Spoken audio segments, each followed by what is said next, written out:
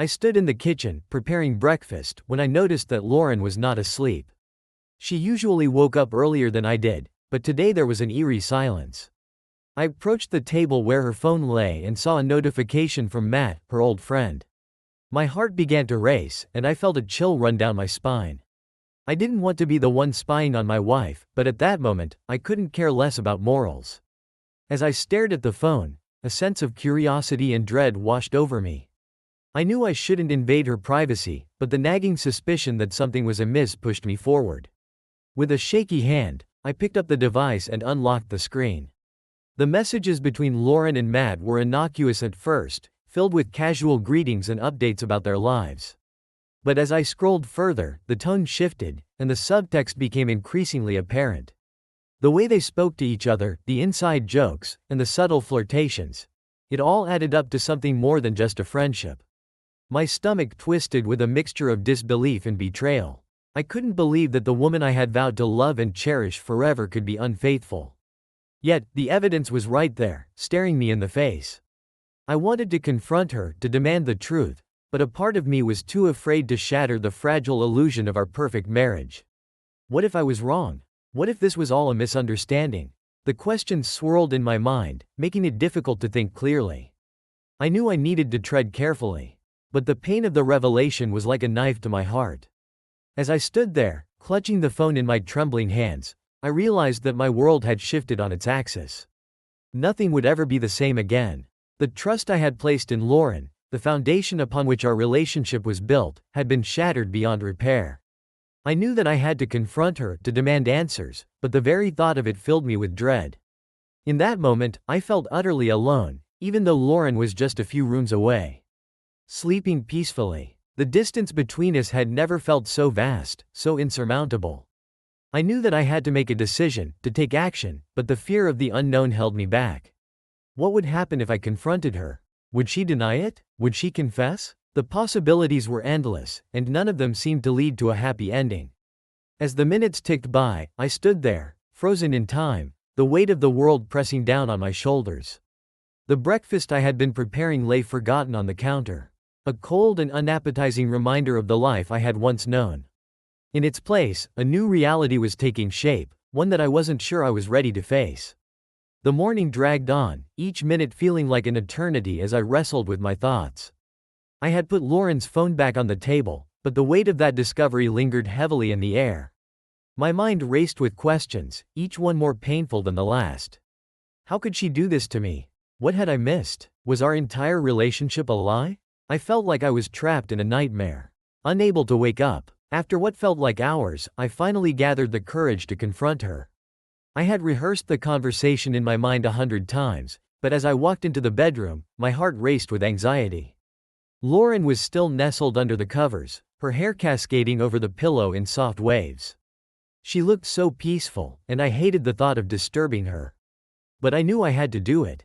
I had to know the truth. "Lauren," I said, my voice barely above a whisper. She stirred slightly but didn't open her eyes. I took a deep breath, steeling myself for what was to come. "We need to talk." Her eyes fluttered open, and she blinked at me, confusion etched on her face. "What's wrong?" she asked, her voice still thick with sleep. I could see her concern, but I couldn't help but wonder if it was genuine or just a facade. "I found a message from Matt on your phone," I blurted out, my heart pounding in my chest.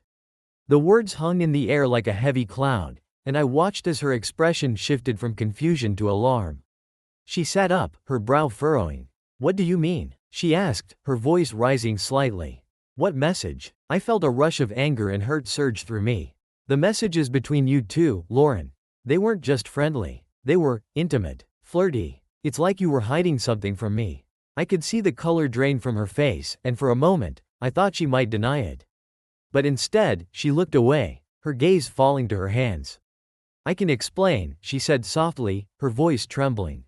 "It's not what you think." "Then what is it?" I pressed, desperation creeping into my tone. "Because it sure looks like you've been hiding something. I need to understand why you would even entertain that kind of conversation with him."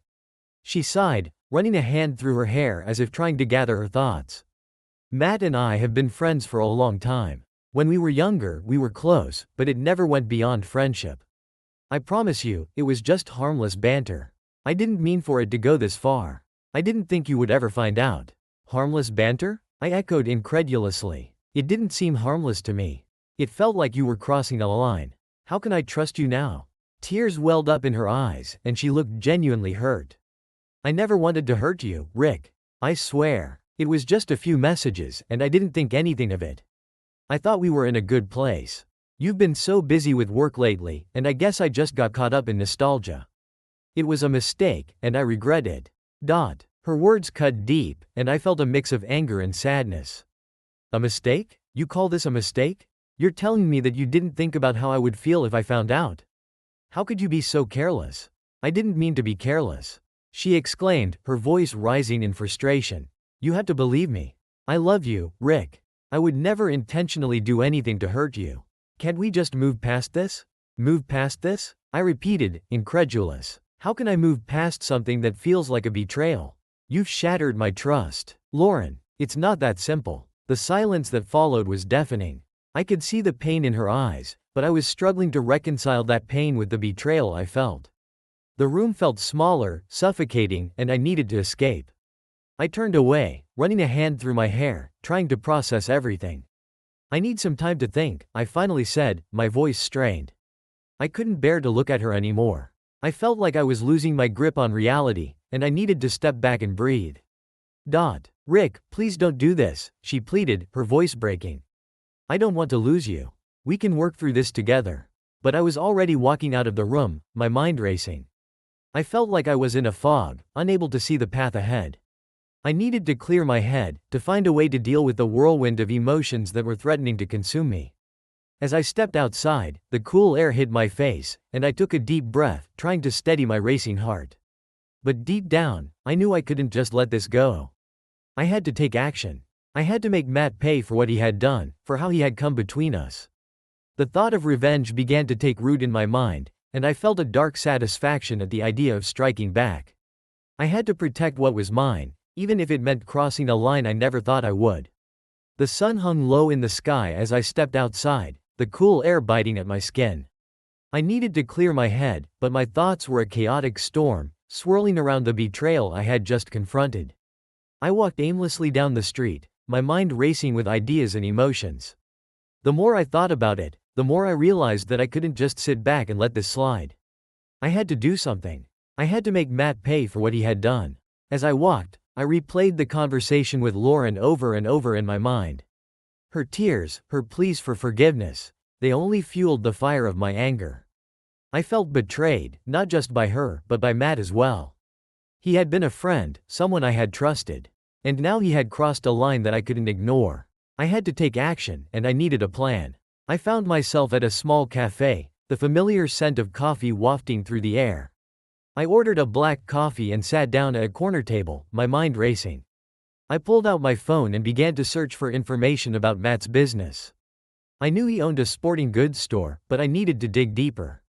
I wanted to find out everything I could about him, his company, and any weaknesses I could exploit.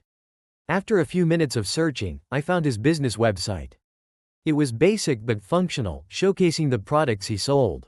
I noticed a section for customer reviews, and that's when an idea began to take shape. What if I could tarnish his reputation?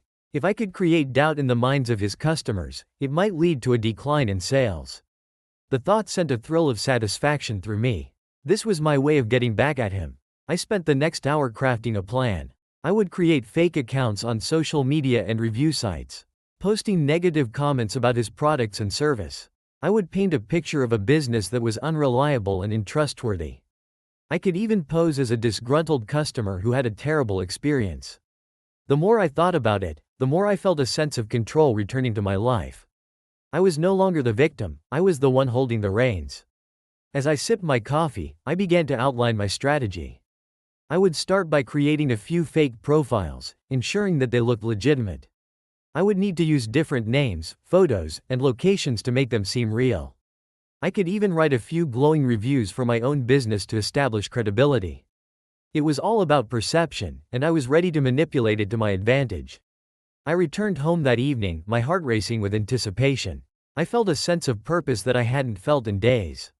I knew that this was the path I had chosen, and I was determined to see it through. I sat down at my computer and began to create the fake accounts, carefully selecting names that sounded plausible. I chose a few generic photos from stock image websites, ensuring they looked like real people. Once my profiles were set up, I started drafting my reviews. I wrote about how Matt's products were subpar, how his customer service was lacking, and how I had been disappointed by my experiences. I made sure to include specific details that would lend credibility to my claims. I could almost feel the satisfaction coursing through me as I hit post on the first review. It felt good to take control, to fight back against the betrayal.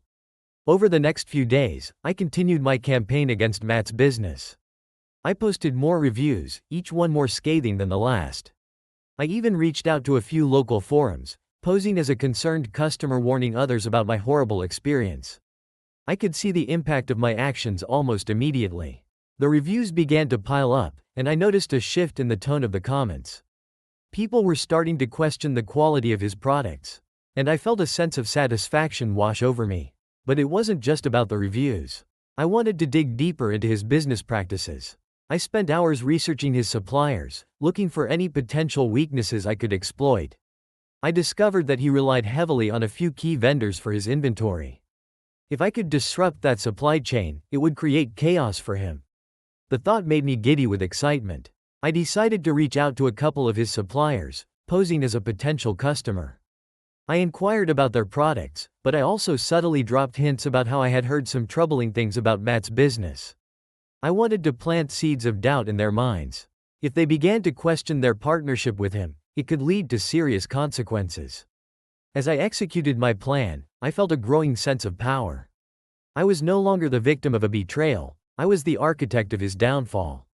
I could almost envision the day when I would see Matt's business crumble, and it filled me with a dark sense of satisfaction. I knew I was crossing a line, but in that moment, I didn't care. I was consumed by my desire for revenge. But as the days turned into weeks, I began to notice something unsettling. The more I focused on Matt's downfall, the more I felt the weight of my actions pressing down on me. I was becoming obsessed, consumed by the need to see him suffer. My relationship with Lauren remained strained, and I found myself withdrawing further into my own anger and resentment. I was losing sight of what truly mattered. One evening, as I sat alone in my dimly lit living room, I received a call from one of Matt's suppliers. They wanted to discuss some concerns they had about their relationship with his business. My heart raced as I realized that my plan was working. But as the conversation unfolded, I felt a twinge of guilt creeping in. Was I really willing to destroy someone's livelihood over my own pain? The line between right and wrong began to blur, and I found myself questioning my motives. I had set out for revenge. But at what cost? I was on a path that could lead to irreversible consequences, not just for Matt but for myself as well. I took a deep breath, trying to shake off the doubt, but it lingered in the back of my mind like a dark cloud. As I sat there, staring at the wall, I realized that I had to make a choice. I could either continue down this destructive path or find a way to confront my feelings head-on. The anger and betrayal were consuming me, and I knew that if I didn't find a way to channel that energy into something positive, I might end up losing everything I had worked for, including my marriage. I needed to figure out what I truly wanted. Was it revenge, or was it healing? The answer eluded me, but I knew I had to confront both Matt and Lauren eventually. I couldn't keep running from the truth. The time for action was coming, and I had to decide what kind of man I wanted to be. The days passed in a blur of planning and execution. I had become consumed by my quest for revenge, and it felt like a dark cloud hung over me, casting a shadow on everything I once held dear. I spent countless hours crafting fake reviews, reaching out to suppliers, and watching as Matt's business began to falter. Each negative comment I posted felt like a small victory, but with each victory came a nagging sense of guilt that I couldn't shake off. As I sat in my home office one evening, staring at the computer screen, I realized that I had to take my plan to the next level. I needed to escalate my efforts if I wanted to truly bring Matt down. The thought sent a thrill of excitement through me, but it was quickly followed by a wave of doubt. I was playing a dangerous game, and I knew that if I wasn't careful, I could end up losing everything in the process. I decided that I needed to gather more information about Matt's business practices. I had already done some digging, but I wanted to go deeper. I began to research local business regulations and any potential violations that Matt might have committed. If I could find something, anything, that could be used against him, it would be the final nail in the coffin. As I delved into my research, I stumbled upon a few articles about small business regulations in our state. There were strict guidelines regarding product safety, customer service, and advertising practices. I knew that if I could find any evidence of wrongdoing, I could report him to the authorities. The thought of turning the screws on him filled me with a sense of power, and I felt my resolve strengthen. I spent the next few days combing through public records and online forums, looking for any signs of trouble in Matt's business. I discovered that he had received a couple of complaints from customers about defective products, but nothing that would warrant serious action. However, I wasn't discouraged. I knew that I had to keep digging. One afternoon, I decided to pay a visit to Matt's store. I had been avoiding it for weeks, but I knew I needed to see the situation for myself. I wanted to gauge the atmosphere, see how his employees were handling the pressure, and perhaps even overhear some conversations that could give me more insight. I put on a casual outfit, trying to appear inconspicuous, and headed out. As I approached the store, I felt a mix of anticipation and anxiety. The familiar sign hung above the entrance, but it felt different somehow, more like a facade than a thriving business. I stepped inside and was greeted by the sound of a bell jingling above the door. The store was relatively empty, save for a few customers browsing the aisles. I took a moment to observe the layout, the products on display, and the overall atmosphere. I noticed Matt behind the counter, speaking with a customer. He looked stressed, his brow furrowed as he tried to answer their questions. I felt a surge of satisfaction at the sight of him struggling. This was what I wanted, to see him suffer the consequences of his actions. I wandered around the store, pretending to browse while eavesdropping on conversations. As I moved through the aisles, I overheard snippets of discussions between the employees. They were talking about how sales had plummeted in recent weeks and how they were worried about their jobs. I felt a pang of guilt, but I quickly pushed it aside. This was all part of my plan. If I could drive the business into the ground, it would be a fitting punishment for Matt. I continued to gather information, listening to the employees express their frustrations and concerns. It became clear that the atmosphere in the store was tense, and morale was low. I knew I could use this to my advantage. If I could plant seeds of doubt among the employees, it might lead to even more chaos for Matt. After spending an hour in the store, I decided it was time to leave. I had gathered enough information for now, and I felt a sense of satisfaction at having taken this step. As I walked out, I caught Matt's eye, and for a brief moment, our gazes locked. I felt a rush of adrenaline, knowing that he had no idea of the storm brewing just beneath the surface. Once I was back home, I sat down at my computer and began to formulate my next steps. I wanted to create a sense of urgency and panic among his employees. I decided to draft an anonymous letter that I could send to them, warning them about the instability of the business and encouraging them to look for other job opportunities. I wanted to sow discord and fear, and this seemed like the perfect way to do it. I spent the next few hours crafting the letter, making sure to strike the right tone. I wrote about the rumors I had heard regarding the business's financial troubles and the potential for layoffs. I wanted it to sound credible, so I included specific details about the store's recent struggles. I knew that if I could get even a few employees to start looking for new jobs, it would create a ripple effect that could lead to further chaos. Once the letter was complete, I printed it out and addressed it to several employees whose names I had gathered during my visit. I slipped the letters into envelopes, my heart racing with excitement. This was it, the next step in my plan. I felt a rush of adrenaline as I envisioned the impact my actions would have on Matt's business. The next morning, I dropped the letters in the mail, feeling a sense of satisfaction wash over me. I was taking control of my life again, and it felt empowering. I knew I was crossing a line, but the thrill of revenge was intoxicating. I could almost taste victory. As the days went by, I continued to monitor the situation. I watched as the negative reviews piled up online, and I could see the effects of my anonymous letters taking hold. Employees began to express their concerns to each other, and I could sense the growing unease in the store. I felt a dark satisfaction at the chaos I was creating, but it was tempered by the nagging guilt that lingered in the back of my mind. One evening, as I sat alone in my living room, I received a call from one of the employees I had sent the letter to. To my surprise, it was a young woman named Jessica, who had worked at the store for several years. She sounded distressed, and I felt a twinge of concern. "Is this Rick?" she asked hesitantly. "I received your letter, and I wanted to know if you had any more information about what's going on with the store." I was taken aback. I hadn't expected anyone to reach out to me directly. I'm not sure what you mean," I replied, trying to keep my voice steady. "I just heard some rumors about the business struggling. I appreciate you reaching out," she said, her voice shaky. "But I'm really worried. I've been working there for a long time, and I don't want to lose my job. Do you think we should be looking for other opportunities?" Her vulnerability struck a chord with me. I could hear the fear in her voice, and for a moment, I hesitated. Was I really willing to destroy someone's life over my own pain? But the anger surged back, and I reminded myself of what Matt had done.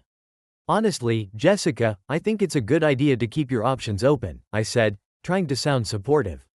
"It's always better to be prepared, just in case." "Thank you," she said, her voice filled with gratitude. "I really appreciate your advice. It's just been so stressful lately." As we hung up, I felt a mix of emotions swirling within me.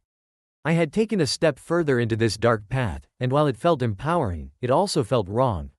I was playing with people's lives, and I couldn't shake the feeling that I was losing a part of myself in the process. That night, as I lay in bed, I couldn't help but think about the choices I had made. I had set out for revenge, but at what cost? I was becoming someone I didn't recognize, and I knew that I had to confront my feelings before it was too late. The darkness was closing in, and I had to decide whether to embrace it or find a way back to the light. The days turned into a blur of planning, execution, and the slow unraveling of Matt's business. I had become so consumed by my quest for revenge that I barely recognized myself anymore. The thrill of watching his empire crumble was intoxicating, but as the chaos unfolded, I began to feel the weight of my actions pressing down on me. Each negative review I posted, each letter I sent, felt like a step further into a darkness I couldn't escape. As I continued to monitor the situation, I noticed that the atmosphere in Matt's store had shifted dramatically. Employees were on edge, whispering among themselves, and customers seemed to be fewer and farther between. I felt a twisted sense of satisfaction, but it was quickly overshadowed by the gnawing guilt that had become my constant companion. I was becoming a stranger to myself, and I could sense that my actions were starting to affect my relationship with Lauren. One evening, as I sat at the dining table, I could feel the tension in the air. Lauren had been quiet for days, her eyes filled with concern as she watched me spiral deeper into my obsession. I knew she wanted to talk, to understand what was happening to me, but I was too wrapped up in my own anger to engage. The distance between us felt insurmountable, and I was afraid of what she might say if I let her in. "Rick, can we talk?" she finally asked, breaking the silence. Her voice was soft, but I could hear the urgency beneath it. I looked up from my phone, where I had been scrolling through the latest reviews I had posted. I could see the worry etched on her face, and for a moment, I felt a flicker of guilt. "About what?" I replied, trying to keep my tone neutral. I didn't want to have this conversation, but I knew it was inevitable. "About you. About us. I feel like you're slipping away from me," she said, her voice trembling slightly. "I don't understand what's going on. You've been so distant, and I'm worried about you." I felt a surge of frustration. How could she not see what Matt had done? "I'm fine, Lauren. I'm just busy with work," I lied, but even I could hear the weakness in my voice. "Busy with work? Or busy with something else?" she pressed, her eyes searching mine for answers. "I know something is bothering you. I can feel it." I wanted to tell her everything, to confess the depths of my anger and the lengths I had gone to for revenge, but I couldn't bring myself to do it. I was ashamed of what I was becoming, and I didn't want to drag her down with me. Instead, I deflected. "It's just stress, okay? I'll be fine." Lauren's expression shifted from concern to disappointment. "Rick, this isn't like you. You're not the man I married. I don't want to lose you, but I can't keep pretending everything is okay." Her words hit me like a punch to the gut. I could see the pain in her eyes, and for a brief moment, I felt a flicker of clarity. I was losing her, and the thought terrified me. But the anger I felt toward Matt was still consuming me, and I didn't know how to let it go. "I just need some time," I said, my voice barely above a whisper. I could see the hurt in her eyes, and it made my heart ache. I didn't want to push her away, but I felt trapped in my own web of revenge. As the days passed, I continued to watch Matt's business decline. I had received several calls from employees expressing their concerns, and I felt a strange mix of satisfaction and guilt. I was achieving what I had set out to do. But at what cost? I was becoming increasingly isolated, and the darkness within me was growing. One evening, I received a call from an unknown number.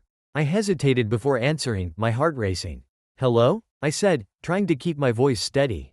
"Is this Rick?" A stern voice asked on the other end. I recognized it immediately as one of Matt's suppliers. My stomach dropped. "Yes, it is," I replied cautiously. "We need to talk about some serious concerns regarding Matt's business," the voice said. "There have been complaints about product quality, and I believe you might have some information that could help us." Panic surged through me. I had been careful to cover my tracks, but I realized that my actions were beginning to have real-world consequences. "I'm not sure what you mean," I stammered, trying to maintain my composure. "Listen, we've heard some troubling things about how Matt is running his business, and we need to ensure that we're not associated with any potential fallout. If you have any information, now is the time to share it," the supplier pressed. I felt a knot tighten in my stomach. I hadn't intended for things to escalate this far, but the reality of my actions was crashing down on me. I had been so focused on revenge that I hadn't considered the broader implications of my actions. "I don't know anything specific," I lied, my heart racing. "I'm just a concerned customer." "Concerned customer or not, you need to understand that we're all in this together. If you have any information that could help us avoid a bigger problem, I suggest you come forward," the supplier warned before hanging up. I sat in stunned silence, the weight of the conversation sinking in. I had crossed a line, and now I was being pulled into a situation I couldn't control. The thrill of revenge was fading, replaced by a growing sense of dread. I realized that I had to make a choice: continue down this path of destruction or find a way to make amends before it was too late. That night, as I lay in bed next to Lauren, I couldn't shake the feeling of impending doom. I could sense the tension between us, and I knew that I had to confront my actions before they spiraled out of control. I turned to her, the moonlight casting a soft glow on her face. "Lauren," I said softly, "I need to talk to you about something important." She turned to me, her expression wary but hopeful. "What is it?" "I've been doing some things I'm not proud of," I admitted, my voice trembling. "I've been trying to get back at Matt for what he did, and I've let it consume me." I didn't realize how far I had gone until now. Her eyes widened in surprise, and I could see the hurt reflected in them. "Rick, you have to stop this. This isn't who you are. You're better than this." "I know," I said, tears welling in my eyes. But I was so angry, and I felt powerless. I thought this would make me feel better, but it's only made things worse. Lauren reached out, taking my hand in hers. "We can work through this together.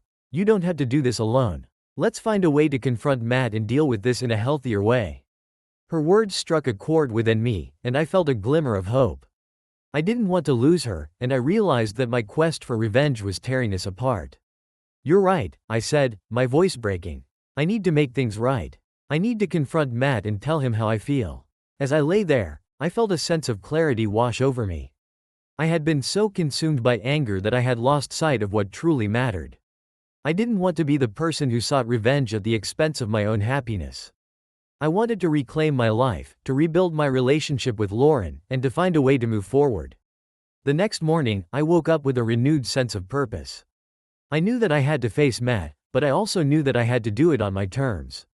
I wanted to confront him honestly, to express my feelings without resorting to manipulation or deceit. It was time to take responsibility for my actions and seek closure. I reached out to Matt, requesting a meeting. I felt a mix of anxiety and determination as I sent the message. I knew that this would be a pivotal moment in my life, and I was ready to face whatever came next. I had spent too long hiding in the shadows, and it was time to step into the light. As I waited for his response, I felt a sense of calm wash over me. I was ready to take control of my life again, to let go of the anger that had consumed me for so long. No matter what happened in that meeting, I knew that I was finally ready to confront the truth and find a way to heal. As the days passed, I found myself increasingly on edge, waiting for the other shoe to drop. The guilt and shame I felt over my actions had become a constant companion, weighing me down like a heavy burden. I knew that I had to confront Matt, to face the consequences of my choices, but the fear of the unknown held me back. One evening, as I was driving home from work, I spotted Matt walking down the street. My heart raced as our eyes met. And I felt a surge of anger and panic. I pulled over to the side of the road, my hands trembling on the steering wheel. I knew that I had to say something, to let him know the impact of his actions, but the words caught in my throat. As I sat there, stewing in my own emotions, Matt approached my car. He tapped on the window, and I reluctantly rolled it down. "Hey, Rick," he said, his voice tinged with concern. "Is everything okay?" I took a deep breath, trying to steady my nerves. "No, Matt, everything is not okay," I replied, my voice low and gravelly. "Your actions have consequences, you know." Matt's brow furrowed in confusion. "What are you talking about?" he asked, his tone defensive. "You know exactly what I'm talking about," I spat, the anger bubbling to the surface. "Your little affair with Lauren has destroyed my life. And now, because of you, I've done things that I'm not proud of."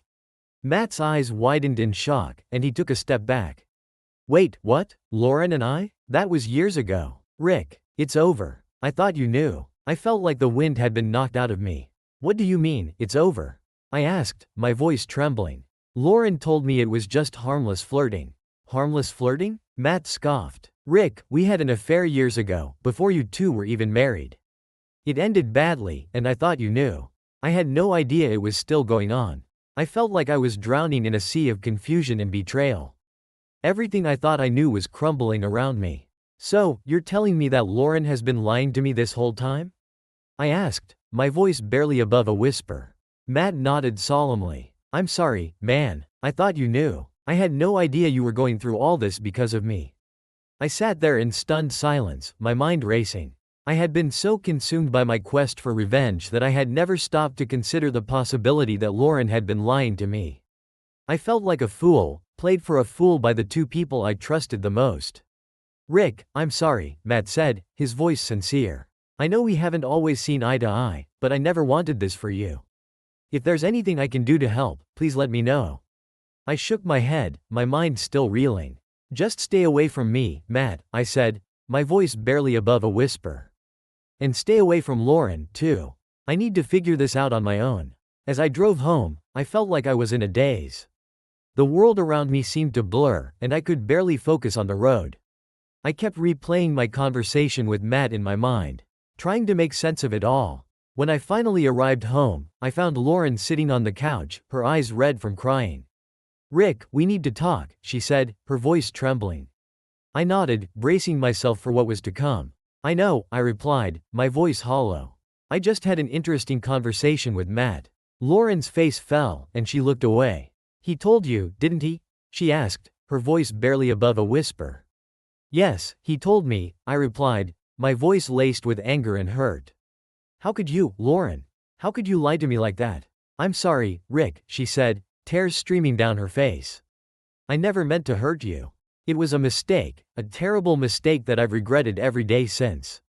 I shook my head, the anger bubbling to the surface. "A mistake? You call betraying my trust a mistake?" I asked, my voice rising. "You lied to me, Lauren. You made a fool out of me." "I know, and I'm so sorry," she said, her voice breaking. "I was afraid of losing you. Afraid of what you would think of me. I never meant for it to go this far." I felt like I was suffocating, the weight of her betrayal crushing me. "Well, congratulations, Lauren," I said, my voice dripping with sarcasm. "You've lost me anyway." I turned to leave, but Lauren reached out and grabbed my arm.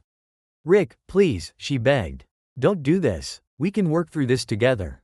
I love you." I shook her off, the anger coursing through me. "Love me?" I scoffed. "If you loved me, you wouldn't have lied to me in the first place." I stormed out of the house, my mind racing. I couldn't believe that everything I thought I knew was a lie. I had been so consumed by my quest for revenge that I had never stopped to consider the possibility that Lauren had been betraying me all along. As I walked the streets, I felt like I was in a fog. The world around me seemed to blur, and I could barely focus on anything but the pain and anger that was consuming me. I knew that I had to confront Lauren, to demand the truth, but the fear of what I might find held me back. I found myself at a bar, ordering drink after drink, trying to numb the pain. But no matter how much I drank, the hurt wouldn't go away. I kept replaying my conversation with Matt in my mind, trying to make sense of it all. As I sat there, nursing my drink, I realized that I had to take action. I couldn't keep running from the truth. I had to confront Lauren, to demand the answers I needed. But the fear of what I might find terrified me. What if everything I thought I knew was a lie? What if I had been betrayed by the two people I trusted the most? I knew that I couldn't keep living in the shadows, afraid of the truth. I had to face it head on, no matter how painful it might be. I had to reclaim my life, to find a way to move forward, even if it meant letting go of everything I thought I knew. As I stumbled home, the alcohol coursing through my veins, I knew that I had to make a choice. I could either continue down this path of destruction, consumed by my anger and betrayal, or I could find a way to confront the truth and begin to heal. It was a choice that would define the rest of my life, and I knew that I had to make it soon. In the weeks that followed, I watched as Matt's business crumbled before my eyes. The negative reviews continued to pile up, and his suppliers began to distance themselves from him. I should have felt a sense of satisfaction, a vindication of my actions, but instead, I felt hollow. The anger and betrayal that had fueled my quest for revenge had turned to ash, leaving me with nothing but a bitter taste in my mouth. As I sat in my living room, staring at the television but not really seeing it, I couldn't help but reflect on the choices that had led me to this point. I had allowed my pain and anger to consume me, blinding me to the consequences of my actions. I had become someone I didn't recognize, someone I didn't like. The doorbell rang, snapping me out of my reverie. I opened the door to find a somber-faced Matt standing on my doorstep. "Rick," he said, his voice heavy with emotion. "We need to talk." I hesitated for a moment, unsure of whether I wanted to hear what he had to say. But something in his demeanor compelled me to invite him in. We sat in silence for a few moments, the tension palpable. "It's over," Matt finally said, his voice barely above a whisper. "My business is gone. I've lost everything." I felt a pang of guilt, but I pushed it aside. "What do you mean?" I asked, my voice neutral. "The negative reviews, the supplier issues, the plummeting sales," he said, his voice cracking with emotion. "It's all come crashing down. I'm ruined, Rick, and I know you had something to do with it." I felt my heart skip a beat. "I don't know what you're talking about," I lied, my voice betraying my guilt. "Don't give me that crap," Matt spat. "I know it was you. Who else would have a reason to destroy my life like this?" I opened my mouth to protest, but the words died on my lips. I couldn't deny it, not when the truth was staring me in the face. "I'm sorry," I said, my voice barely above a whisper. "I was just so angry, and I wanted to make you pay for what you did to me." Matt shook his head, his eyes filled with a mixture of anger and disappointment. "You have no idea what you've done, do you?" he said. "You've destroyed more than just my business. You've destroyed your own family." I felt a chill run down my spine. "What are you talking about?" I asked, my voice trembling. "Lauren," he said simply. "She's devastated, Rick. She's been trying to hold it together, but I can see the pain in her eyes. You've broken her heart, and you've broken your own in the process." I felt like I had been punched in the gut. I had been so consumed by my own pain and anger that I had forgotten about the people who mattered most. I had allowed my quest for revenge to blind me to the consequences of my actions, and now I was paying the price. "I never meant for it to go this far," I said, my voice cracking with emotion. "I just wanted to make you pay for what you did to me." "Well, congratulations," Matt said bitterly. "You've succeeded. But at what cost?" I didn't have an answer. I sat there in silence, the weight of my actions pressing down on me. I had lost everything, my wife, I didn't have an answer. I sat there in silence, the weight of my actions pressing down on me. I had lost everything, my wife, my family, my sense of self. And for what? A twisted sense of justice that had only brought more pain and suffering? As Matt left, I felt a sense of finality wash over me. This was at the end of the road. I had reached the bottom, and there was nowhere left to go but up. But the climb ahead of me seemed daunting, almost impossible. How could I ever rebuild the trust I had shattered? How could I ever make amends for the pain I had caused? I spent the next few days in a haze, barely leaving the house.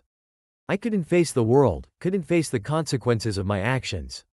I knew that I needed to talk to Lauren, to try and make things right, but the fear of rejection held me back. What if she couldn't forgive me? What if she had moved on? Finally, one evening, I mustered up the courage to approach her. She was sitting on the couch, her eyes red from crying. "Lauren," I said, my voice barely above a whisper. "We need to talk." She looked up at me, her expression a mix of hope and fear. What is it, Rick? She asked, her voice trembling.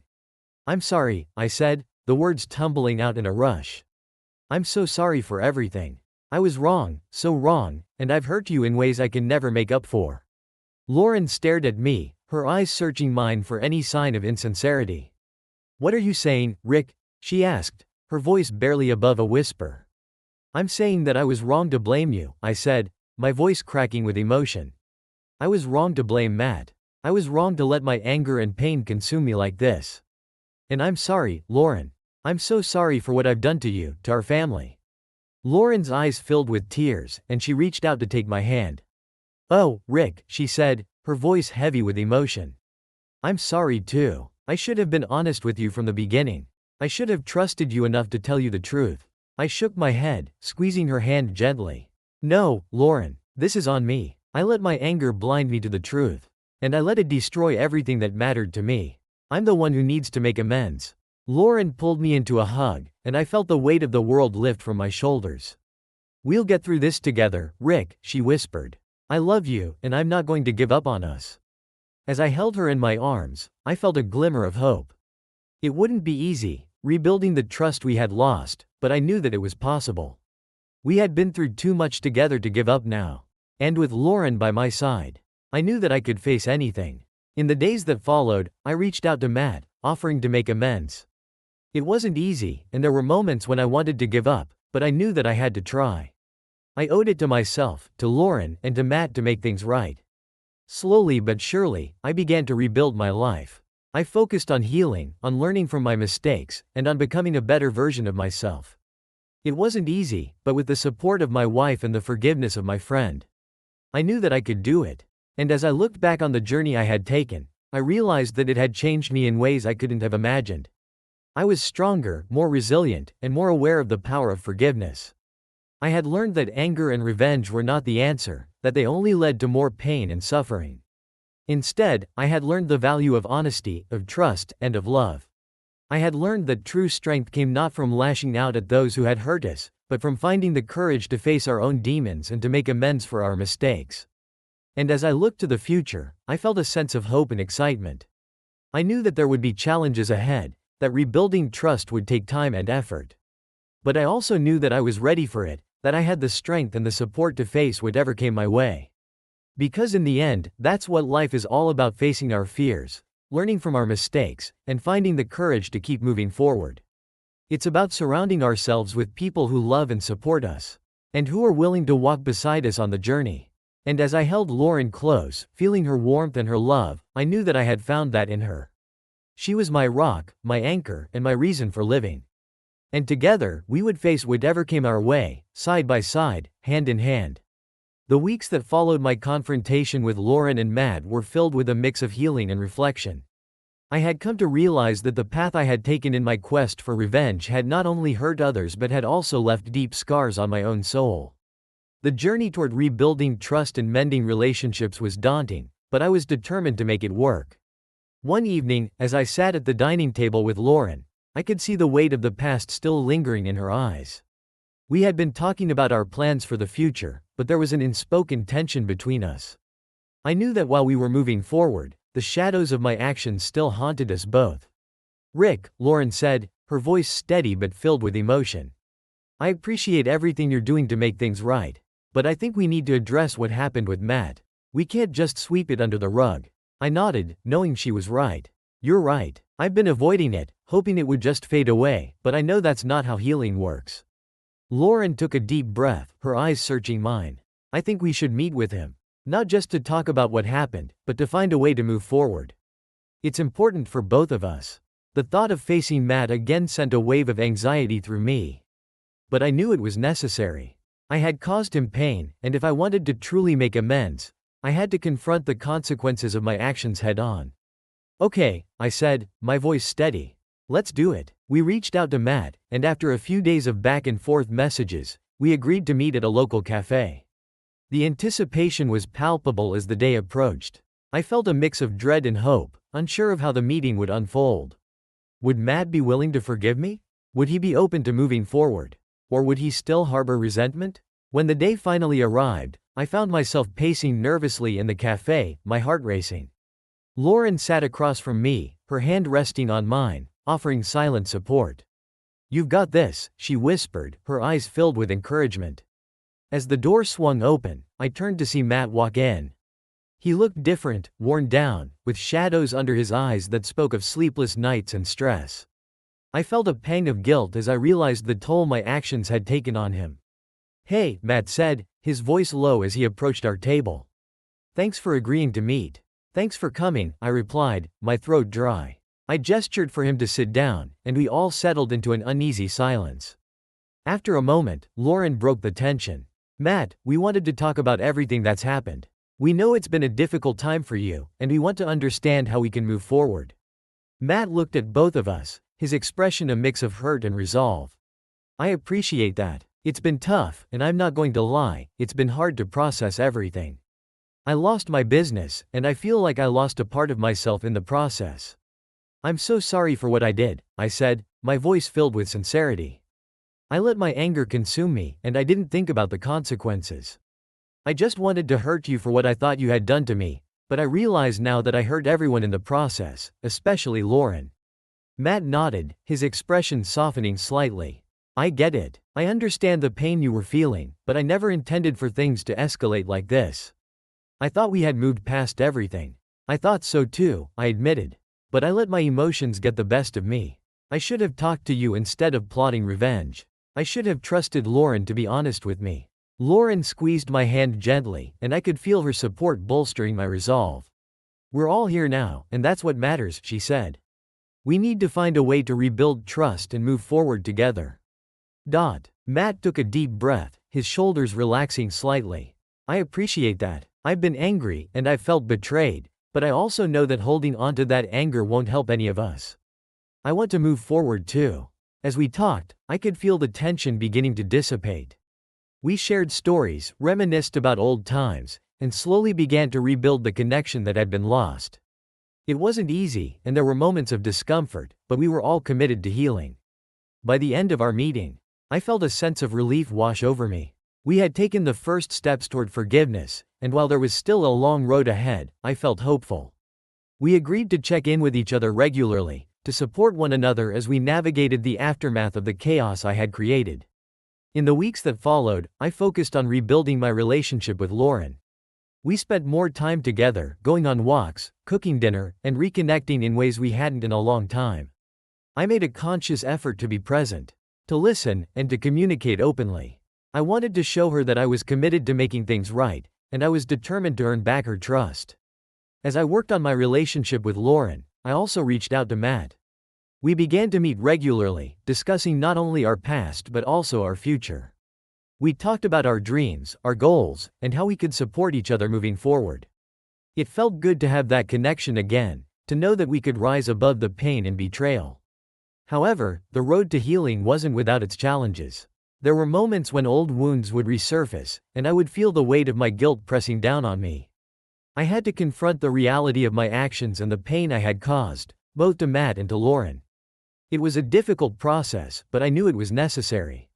One evening, as I sat on the couch with Lauren, I felt the need to address the lingering feelings of guilt. "Lauren," I said softly, "I've been thinking a lot about everything that happened. I want you to know how deeply sorry I am for what I put you through." She turned to me, her expression gentle. "Rick, I know you're sorry. We've talked about this, but I also want you to forgive yourself. You can't change the past, but you can learn from it." Her words struck a chord within me. I had been so focused on seeking forgiveness from others that I had neglected to forgive myself. I nodded, taking a deep breath. "You're right. I need to let go of the guilt and focus on moving forward." As we continued to talk, I began to feel a sense of liberation. I realized that healing was not just about making amends with others, it was also about finding peace within myself. I needed to acknowledge my mistakes, learn from them, and let them go. In the following months, I dedicated myself to personal growth. I sought therapy to help me process my feelings and to develop healthier coping mechanisms. I wanted to understand the root of my anger and how I could channel it into something positive. It was a challenging journey, but I was committed to becoming a better version of myself. Through therapy, I learned valuable tools for managing my emotions and communicating effectively. I discovered the importance of vulnerability and honesty, not just with others but also with myself. I began to understand that it was okay to feel pain, anger, and sadness, but it was how I chose to respond to those feelings that truly mattered. As I continued to work on myself, I noticed positive changes in my relationships.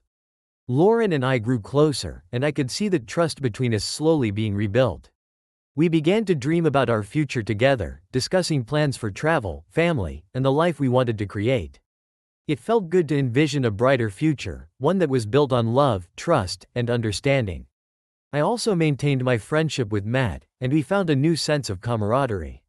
We supported each other in our respective journeys, sharing our struggles and triumphs. It was a testament to the power of forgiveness and the resilience of the human spirit. One evening, as I sat on the porch with Lauren, watching the sunset, I felt a profound sense of gratitude wash over me. I had come so far from the darkness that had consumed me, and I was finally beginning to see the light. I realized that while the road to healing was long and winding, it was also filled with moments of beauty and connection. "Rick," Lauren said, breaking the silence. "I'm so proud of you. You've come a long way, and I can see how hard you're working to make things right." I turned to her, my heart swelling with emotion. "I couldn't have done it without you, Lauren. Your support has meant everything to me. I'm grateful for your love and understanding." As we sat there, hand in hand, I felt a renewed sense of hope for the future. I knew that life would continue to present challenges, but I was ready to face them head on. I had learned the importance of forgiveness, both for myself and for others, and I was committed to living a life filled with love, empathy, and understanding. And as the stars began to twinkle in the night sky, I felt a sense of peace settle over me. The past would always be a part of me, but it no longer defined me. I was ready to embrace the future, to cherish the relationships I had rebuilt, and to continue growing as a person. Because in the end, it wasn't about the mistakes I had made, it was about the lessons I had learned and the strength I had gained. It was about the love I had found in the midst of chaos and the hope that had emerged from the ashes of my past. And as I looked into Lauren's eyes, I knew that together, we could face anything that life threw our way.